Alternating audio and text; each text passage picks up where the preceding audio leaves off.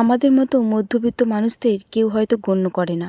আমরা মধ্যবিত্ত বলেই মায়ের ভালোভাবে চিকিৎসা করাতে পারছি না। আমরা মধ্যবিত্ত বলেই মাকে বারবার প্রত্যেক দিন ঘুরতে হচ্ছে। এই হলো আমাদের মধ্যবিত্তদের জীবন। তো হাই এভরিওয়ান, গুড মর্নিং। আবারও স্বাগত আমার একটি নতুন ভিডিওতে। আশা করছি সকলে খুব ভালো আছেন আর সুস্থ আছেন। আর আমরা আগের তুলনায় একটু ভালো রয়েছি। আজ হলো বুধবার, এখন ঘড়ির কাঁটায় সকালে 5:30টার মতো বাজবে।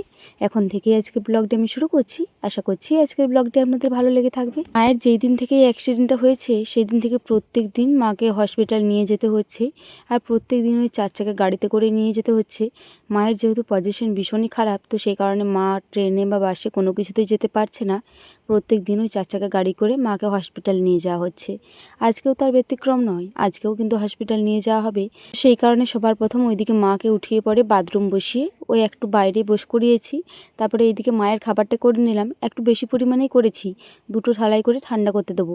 একটা থালাতে এখন খাওয়াবো আর একটা থালা নিয়ে যাবে, তাহলে তাড়াতাড়ি ঠান্ডা হয়ে যাবে। গাড়ি বলো কিছুক্ষণের মধ্যেই চলে আসবে, তো সেই কারণে বিশেষ করে 2টো থালাতেই ঠান্ডা করতে দিচ্ছি, যাতে তাড়াতাড়ি ঠান্ডাটা হয়ে যায়। যাই হোক, ওইদিকে খাবারটা ঠান্ডা হচ্ছে হোক, ততক্ষণকে এইদিকে মায়ের আমি মুখটা ভালো করে ধুয়ে দিই। এই 2 দিন তো হলো অ্যাক্সিডেন্ট হয়েছে, মায়ের মুখটা লাড়াই যাচ্ছিল না। তবে আজকে চোখগুলো একটুখানি মুছে দিচ্ছি। গালের যে সাইডগুলো রয়েছে ওগুলো তো লাড়া যাবেই না, তো সেই কারণেই ওই বাসি মুখটা একটু জল দিয়ে ধুয়ে পরে একটু কাপড় করে ভালো করে পরিষ্কার করে নিলাম। খালি পেটে রয়েছে একটা গ্যাসের ট্যাবলেট, তো ওই গ্যাসের ট্যাবলেটেই প্রথমে দিয়ে দিই, তারপর ওদিকে খাবারটা ঠান্ডা হলে তারপরে না হয় মাকে খাবারটা খাইয়ে দেবো। এই গ্যাসের ট্যাবলেটটা জলের সাহায্যে গলার চেষ্টা করছিলাম, তবে কালকেই দেখলাম যে গলা যাচ্ছিল না, তো সেই কারণে আজকে আর ব্যথা চেষ্টা করলাম না। আজকে মাকে বললাম যে একটু কষ্ট করে হা করো মা, আমি খাইয়ে দিচ্ছি। মা যদিও একটুকুনো হা করতে পারছিল না, তবে এই গ্যাসের ট্যাবলেটগুলো একটু ছোট ছোট হয়, তো সেই কারণে একটুকু কষ্ট করে হলেও মা খেয়ে নিতে পেরেছে। ওইদিকে গ্যাসের ট্যাবলেটটা খাইয়ে পরে ওইদিকে গিয়েছিলাম খাবারটা দেখতে, দেখলেন যে 2টো খাবারই ঠান্ডা হয়ে গিয়েছে। ওই খাবারটা প্যাকিং করে দিয়েছি, আর এই খাবারটা এই মুহূর্তে মাকে খাইয়ে দিচ্ছি। মা যেহেতু খুব একটা বেশি হা করতে পারছে না, তো সেই কারণে মাকে খাওয়াতে মিনিমাম 10 থেকে 15 মিনিট টাইম লাগছে। তবুও মা আস্তে আস্তে খাবারটা খেয়ে নিচ্ছে। তবে খেতে যে কী কষ্ট লাগছে সে একমাত্র আমিই বুঝতে পারছি। এখন ঘড়ির কাঁটায় ওই 7টার মতো বাজবে, এই মুহূর্তে গাড়ি চলে এসেছে। তো মা আরে ওইদিকে সব কিছুই রেডি হয়ে গিয়েছে, তবে এখনও পর্যন্ত ছোটো মাসি আসেনি। আমার গ্রামেই তো ছোটো মাসির ঘর রয়েছে, আর যেদিন থেকে অ্যাক্সিডেন্ট হয়েছে সেই দিন থেকে আমার শাশুড়ি মা ছোটো মাসি দুজনেই মায়ের সঙ্গে যাচ্ছে। এদিকে এই মুহূর্তে ছোটো মাসিও চলে এসেছে, ব্যাগপত্র সব কিছুই চাপিয়ে নিচ্ছে। প্রতিদিন কিন্তু হাতের কাছে সব কিছুই নিয়ে যাচ্ছে, বাই চান্স যদি কোনোদিনও ভর্তি করে নেয় তাহলে তো সব কিছুই দরকার পড়বে, তো সেই কারণে বিশেষ করে প্রত্যেক দিন যেহেতু গাড়িতেই যাচ্ছে, গাড়ির মধ্যে ব্যাগপত্র আর সব কিছুই নিয়ে চলে যাচ্ছে। আর আমাদের এই মধ্যবিত্ত মানুষগুলোকেই না মানুষটা একটু বেশিই মারে। এই যে দেখুন, এই রোগীটাকে প্রত্যেক দিন নিয়ে আসা নিয়ে যাওয়া করা হচ্ছে, মায়ের তো হয়রানি হচ্ছে বলুন। একই মায়ের একটুকু যদি জাম্পিং হচ্ছে তাতেই প্রচুর পরিমাণে ব্যথা করছে, আর এই এতটা রাস্তা প্রত্যেক দিন যাওয়া আসা, তাহলে কতটা পরিমাণে ব্যথা করছে তাহলে বুঝুন। তবে মাসিমণিকে বলছিলাম যে মাসিমণি বলবে যে ভর্তি নিয়ে নেওয়ার জন্য, তাহলে মায়ের এতটা কষ্ট হবে না। মাসিমণি বলছিল খেপি ওরা যা ভালো বুঝবে তাই তো করবে বল, আমরা তো কিছু করতে পারবে না। যাই হোক, এদিকে মা আরে সুস্থভাবে যাক, তারপরে না হয় বাড়ির কাজকর্মে হাত দেওয়া যাবে। আর ওইদিকে যাওয়ার পরেই আমি ওইদিকে ভাতটা চাপিয়ে দিয়েছি। ভাতটা চাপিয়ে এইদিকে এসেছি বেড কভারটা চেঞ্জ করার জন্য।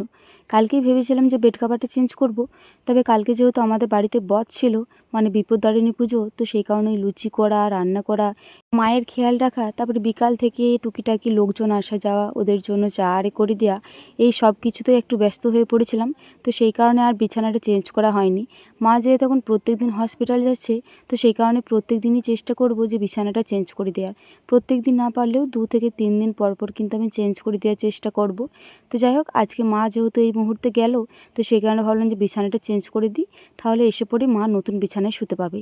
আর আজকে ভাবছি ঘরটা একটু ডেটল দিয়ে পরিষ্কারও করে নেব। এদিকে বালিশের ওয়ার্ডগুলো চেঞ্জ করে বালিশগুলো ওই সাইডে রেখে দিয়ে এলাম, তারপরে বিছানার চাদরটা চেঞ্জ করে পরে কাঁথাটা ভালো করে পরিষ্কার করে নিলাম। কারণ যতই বিছানার চাদর পাতা থাকুক না কেন, ওই কাঁথাটার মধ্যে কোথা থেকে যে অত পরিমাণে বালি চলে আসে কিছু খুঁজেই পায় না। তো যাই হোক, ওই বালিগুলো ভালো করে পরিষ্কার করে নিলাম। এরপরে এইদিকে আমি বেড কাভারটা ভালো করে পেতে নিচ্ছি। এই বেড কাভারটা আমার আবার যদি টান টান করে পাতা না হয় খুব একটা বেশ ভালো লাগে না, তো সেই কারণে আমি যখন বেড কাভারটা পাতি আমি একটু টাইম নিয়েই পাতি। ওই 1 সেকেন্ডে কিন্তু আমি বেড কাভার পাততে পারি না, আমার বেড কাভার পাততে মিনিমাম 5 থেকে 6 মিনিট টাইম লাগে। যাই হোক, এইদিকে আমার মনের মতন করে একদম বেড কাভার পুরো পাতা কমপ্লিট হয়ে গিয়েছে। ওইদিকে বালিশের ওয়ার্ডগুলোও চেঞ্জ করে নিয়েছি। বিছানা, চাদর, বালিশের ওয়ার্ড সব কিছু চেঞ্জ করে পরেই একদম সোজা চলে এসেছি বালতির জল নিয়ে। জলের মধ্যে অল্প পরিমাণে ডেটল ডেটল দিয়ে দিলাম। এবারে ঘরটা ভালো করে পরিষ্কার করে নেব। যেহেতু সোনামা এই রুমটির মধ্যেই থাকছে আর যেহেতু এখন প্রত্যেকদিন হসপিটাল যাওয়া আসা হচ্ছে, তো সেই কারণে বিশেষ করে রুমটা একটু ডেটল দিয়ে ভালো করে পরিষ্কার করে নিচ্ছি।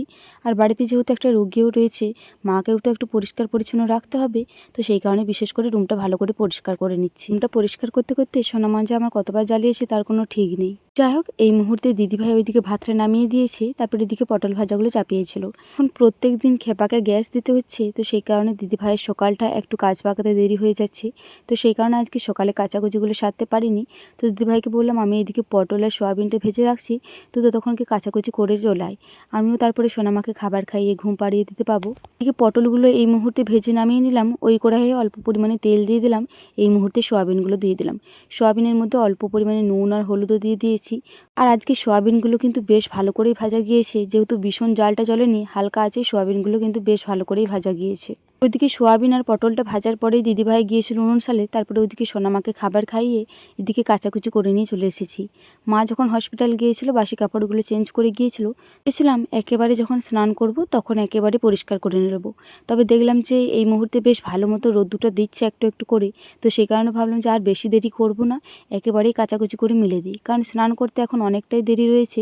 তো সেই কারণে এইদিকে বেড কাভার, বালিশের ওয়ার্ড, মায়ের শাড়ি, সায়া, ব্লাউজ সব কিছু ভালো করে কাচাকুচি করে নিয়ে ছাদেতেই চলে এসেছি। নিচে তার একটুকুনো জায়গা নেই, তাছাড়া কিন্তু নিচেতেই দিয়ে দিতাম, তো সেই কারণে ছাদেতেই দিয়ে দিলাম। আর ছাদেতে কিন্তু বেশ ভালো মতো বাতাসও দিচ্ছে, জানে তো, তাড়াতাড়ি শুকিয়ে যাবে জিনিসগুলো, তো সেই কারণে বিশেষ করে ছাদেতে দিয়ে দিলাম। ওইদিকে বাসাতে বেড কাভারটা দিয়ে দিলাম যাতে তাড়াতাড়ি শুকিয়ে যায়। আর এদিকে ধারগুলোতে মায়ের শাড়ি, সায়া, ব্লাউজ আর আমার যে দুটো বালিশের কাভার রয়েছে ওই কাভারগুলো ভালো করে মেলে দিচ্ছি। এখনও পর্যন্ত কিন্তু আকাশটা বেশ ভালো মতো পরিষ্কার হয়নি, এই কিছুক্ষণ পরেও কিন্তু জলটা নামাতে পারে। তবে যতক্ষণ আকাশটা পরিষ্কার থাকে ততক্ষণে জামা কাপড়গুলো মেলা থাক, আবারও মেয়ে গেলে আবারও কুড়িয়ে নেব। কোন শাড়িটা পরবো? এইটা? হ্যাঁ, ওইটা ভালো লাগছে। কি গো বেটুমা, কোনটা ভালো লাগছে গো? এইটা? হ্যাঁ, ঠিক আছে। ওইটা ওইটা ও ঠিক আছে, ঠিক আছে না। পাপা আমাকে আগে বলেছে বেটু যে শাড়িটা বলবে সেটাই পরবে। আমি তাহলে ওইটাই পরবো। ওইটা সুন্দর লাগছে বেটুমা? সুন্দর লাগছে, ঠিক আছে, আমি ওইটাই পরবো। ঠিক আছে তো, ঠিক আছে। এখন ঘড়ির কাঁটায় ওই 12:30 মতো বাজবে, এই মুহূর্তে আমি স্নানটা করে এলাম। সকাল থেকে তো কাজে কাজে অনেকটাই ব্যস্ত ছিলাম, তবে ভেবেইছিলাম যে স্নান করে আসার পরে নিজেকে একটু ভালো করে সাজিয়ে তুলবো। আজকে আমাদের বিবাহিত জীবনে 4 বছর পূর্ণ হলো। তবে এই 4 বছরে 3 বছর কিন্তু আমি বড়মশাইকে কাছে পেয়েছি, তবে এই বছর কিন্তু আর কাছে পেলাম না। একদিকে তো মায়ের শরীর খারাপ, ওইদিকে তো মনটা খারাপ লাগছে, আর এদিকে বড়মশাও আজকের দিনে নেই, সেই জন্য মনটা খারাপ লাগছে। আজকে তো চুলে শ্যাম্পু করেছি আর পরিষ্কার কাপড়ও পরেছি, তো সেই কারণে ভাবলাম যে ঠাকুরকে ধূপটা দিয়ে দিই। ওইদিকে সবার প্রথম ঠাকুরকে ধূপটা দিলাম, তারপরে এইদিকে এরপরে চুলটা ছাড়িয়ে নিচ্ছি। আপনারা অনেকেই বলেছিলেন যে খোলা চুলে সিঁদুর পরবেন না, তো সেই কারণে সবার প্রথমে একটা কাংড়া এঁটে নিলাম। এরপরে আজকে একদম সিঁথি ভর্তি করে সিঁদুর পরবো। যাই হোক, সবার প্রথমে কিন্তু আমি সিঁথিতে অল্প পরিমাণে তেল নিয়ে নেবো।